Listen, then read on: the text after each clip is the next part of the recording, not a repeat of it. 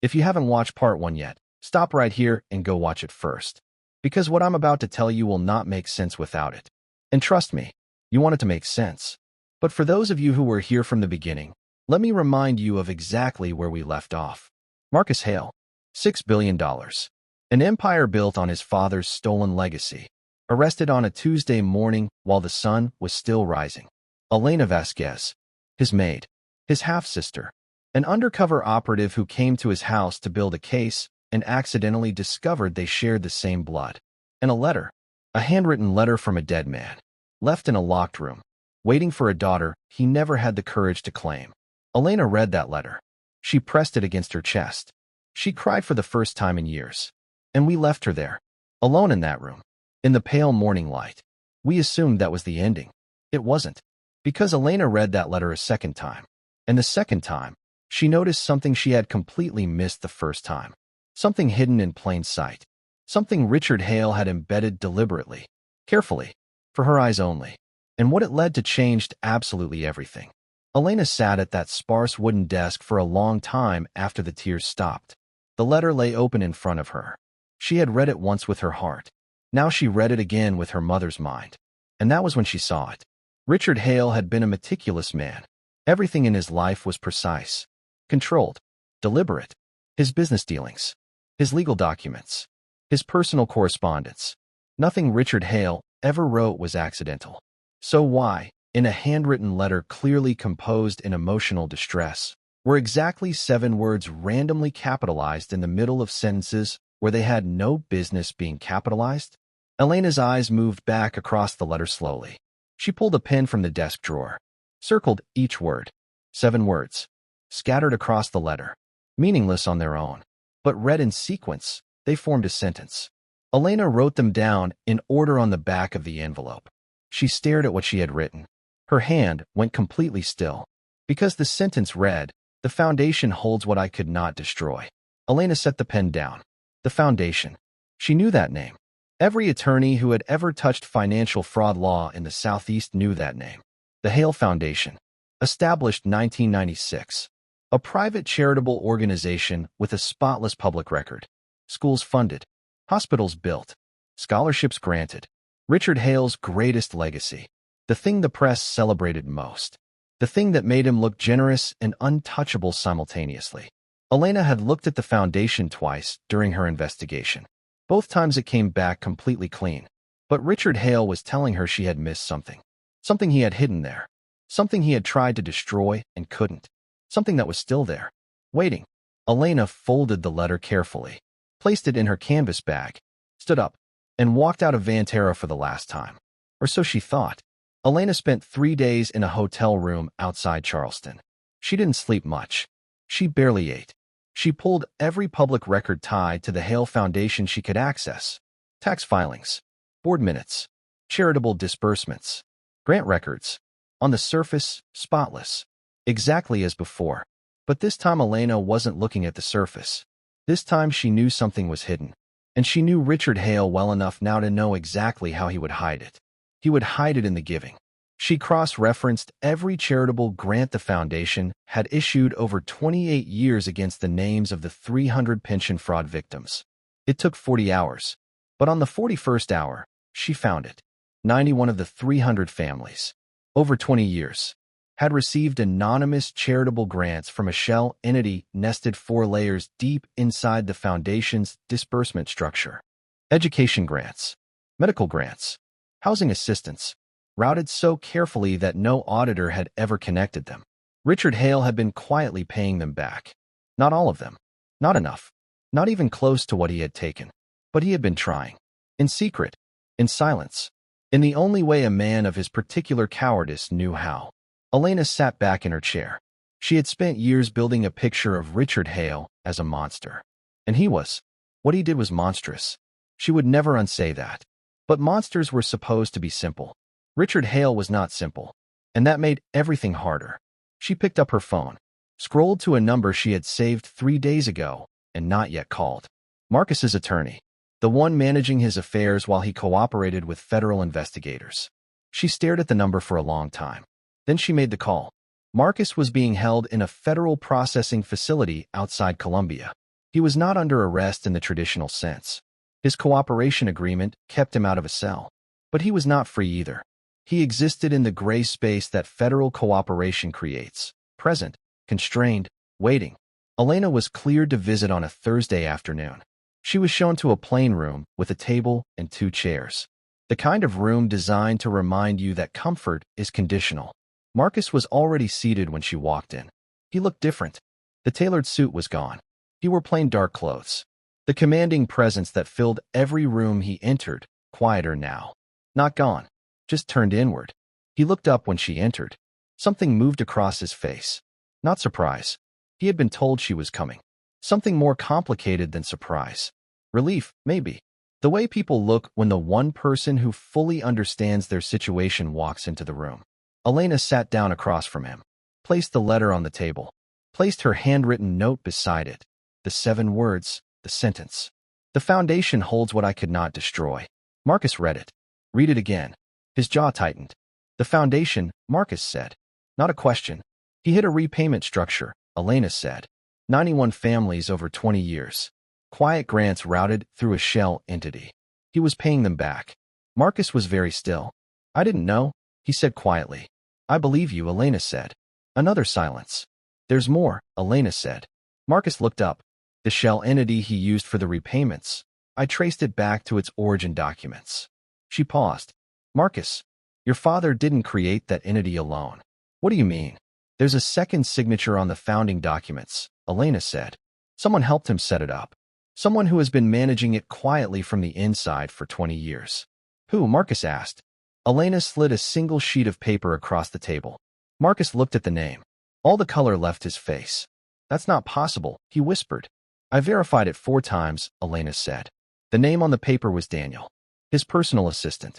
The man who had worked beside him for 10 years. The man who had been inside Hale Global longer than Marcus himself. The man who had walked past Elena in the library on day 3, noticed the legal book in her hands, and said nothing. He knew, Marcus said slowly. He knew who you were. From the moment I walked through the gate, Elena confirmed. He recognized my name. He had seen it on the foundation documents for 20 years. Why didn't he expose you? Elena looked at Marcus steadily. Because he wanted me to find it, she said. He has been waiting for someone to find it for a very long time. Daniel Osei had worked for Richard Hale before Marcus was old enough to run the company. He had started as a junior analyst at 26. Brilliant, discreet, loyal beyond measure. Richard had promoted him 4 times in 8 years. And then Richard had made a mistake. He had trusted Daniel with the truth. Not all of it. Not willingly. Daniel had found the discrepancies himself during a routine reconciliation in 2003. He had brought them to Richard quietly, privately, the way a loyal man does, expecting an explanation, expecting a mistake that could be corrected. What Richard told him instead broke something in Daniel permanently. The pension fraud had been intentional, systematic, and it had been going on for 11 years before Daniel ever walked through the door. 300 families, destroyed deliberately, by a man Daniel had admired. Daniel had 2 choices: walk away, or stay and fight from the inside. He chose to stay. He told Richard he would remain silent, but only under one condition. Richard would begin making restitution through the foundation. Quietly, consistently, for as long as it took. Richard agreed. Because Richard needed Daniel's silence more than Daniel needed Richard's approval. For 6 years they maintained that arrangement. Daniel watching. Richard paying. A quiet war conducted entirely in financial documents. And then Richard died. And everything stopped.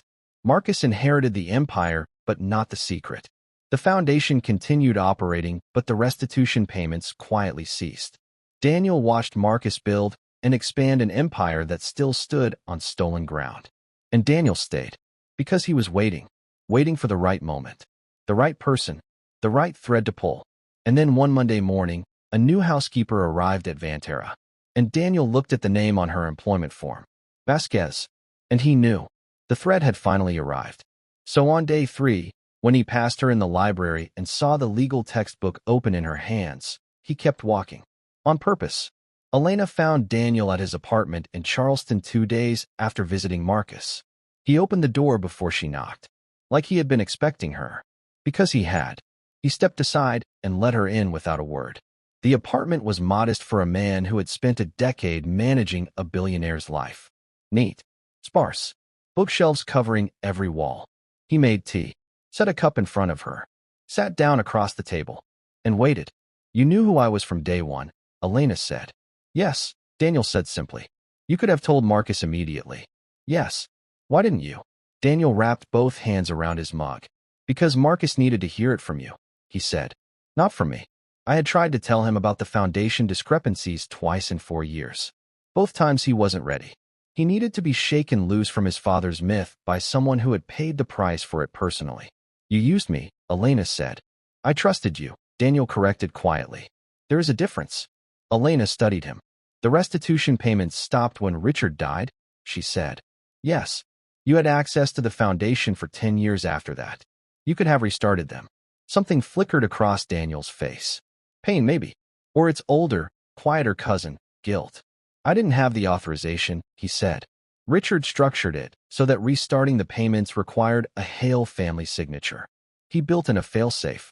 I think he did it deliberately, to make sure the story couldn't end without one of his children choosing to end it themselves." The word children landed in the room like a stone in still water. Both of them felt the ripple. "He knew about me," Elena said. "It wasn't a question anymore." "He always knew about you," Daniel said gently. "Your mother told him when you were born. He made the trust fund. He kept track of you from a distance for your entire childhood. When you went to Georgetown, he—" Daniel stopped. "He what?" Elena asked. Her voice was barely above a whisper. Daniel stood, walked to the bookshelf, pulled out a worn manila envelope, and placed it on the table in front of her. "He attended your graduation," Daniel said. "He stood in the back. He didn't introduce himself. He said he didn't have the right." Elena looked at the envelope. "There are photographs inside," Daniel said quietly.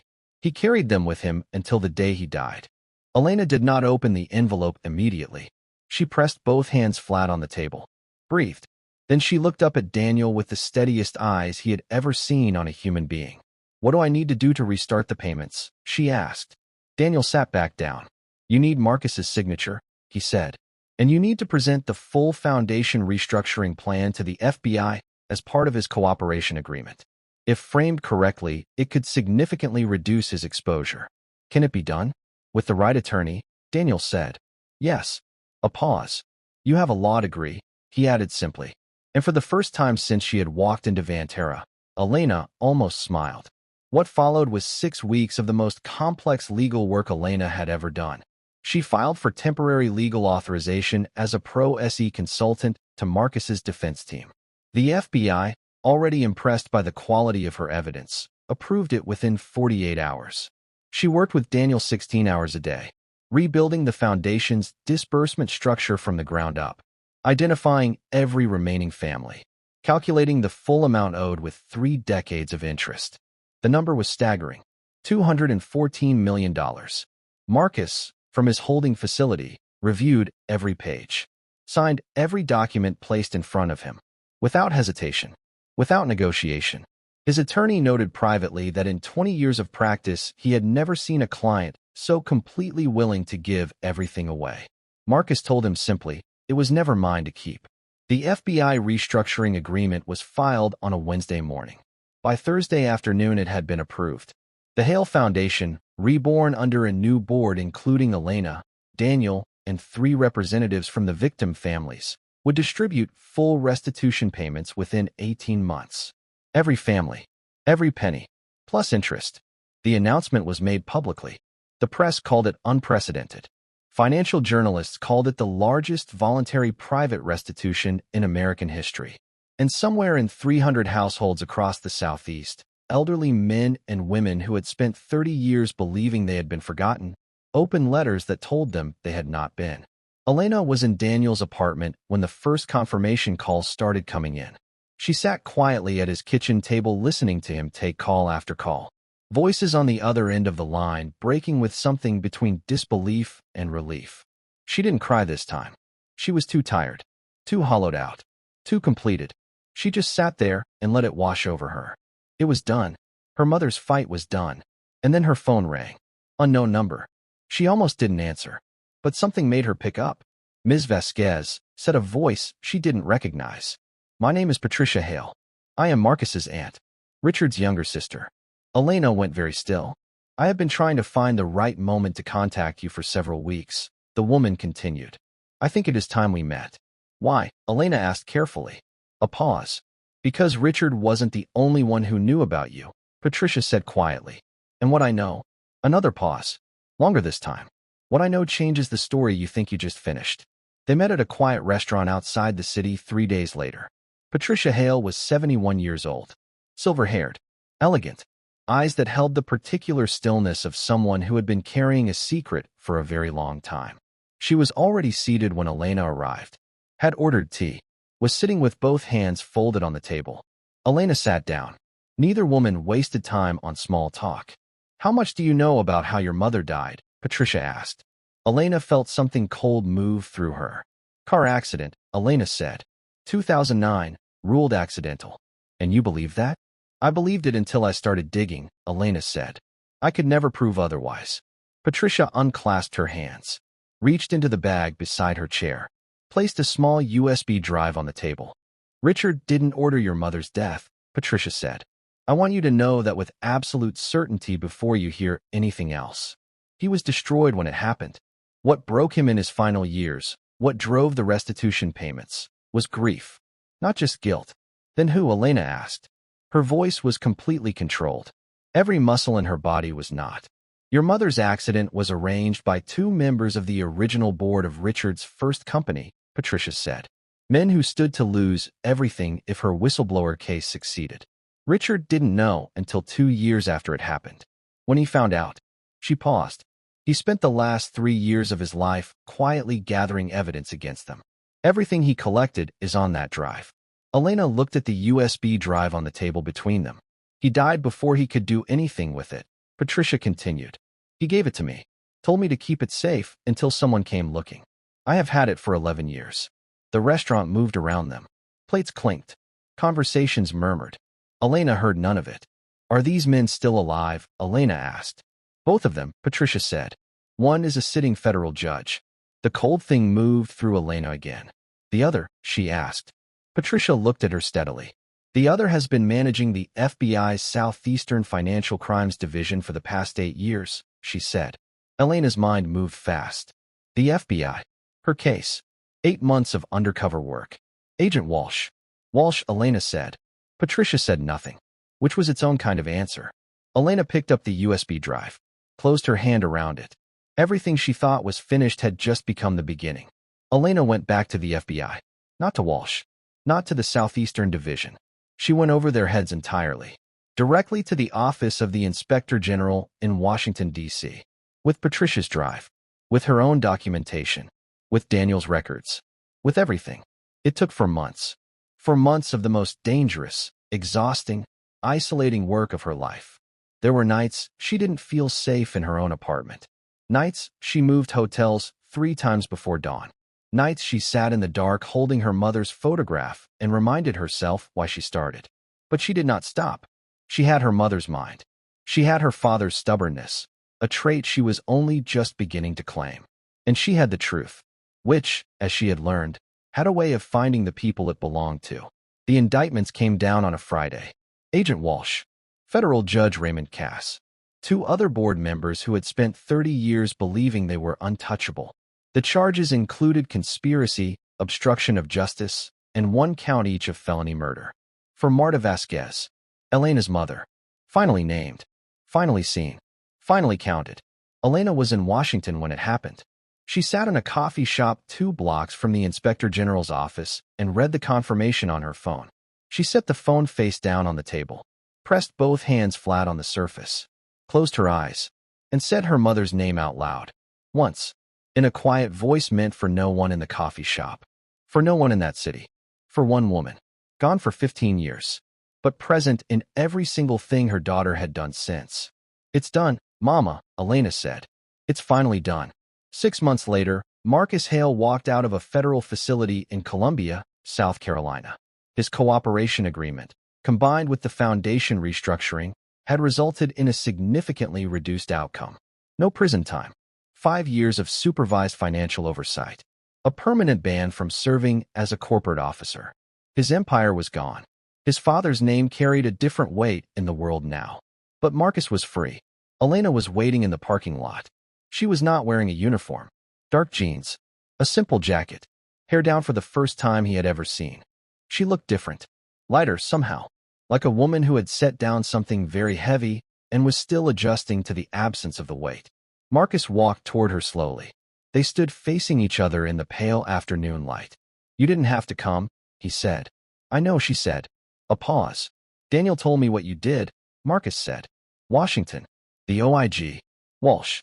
Someone had to," Elena said simply. "You could have been hurt," he said. "I was careful." Marcus looked at his half-sister. This woman built from secrets and silence and a fight that should have broken her years ago. "What do you do now?" he asked. Elena looked out across the parking lot.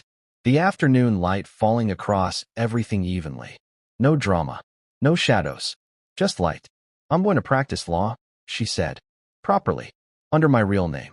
"Your real name?" She looked at him. "Vasquez was my mother's name," she said. Her maiden name. The name she took back after everything that happened. She paused. "My birth certificate says something different." Marcus was very still. "What does it say?" he asked. Elena reached into her jacket pocket, pulled out a folded document, held it out to him. Marcus opened it. "Read it." His breath left him slowly. Because at the top of Elena's original birth certificate, in the field marked father's name, was not a blank space. Was not unknown. Was not Richard Hale.